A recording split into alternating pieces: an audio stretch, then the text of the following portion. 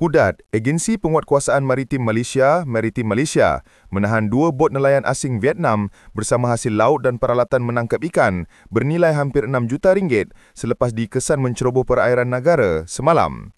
Dalam operasi bersepadu di perairan barat laut Pulau Straggler di sini, seramai 11 kru termasuk tekong berusia antara 17 hingga 48 tahun ditahan selepas gagal mengemukakan dokumen sah.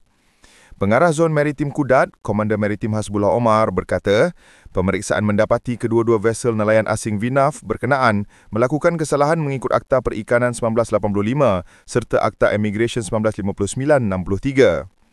Mereka ditahan bersama 2 vesel, peralatan menangkap ikan dan hasil laut dengan nilai rampasan keseluruhan dianggar hampir 6 juta ringgit, katanya dalam kenyataan media hari ini.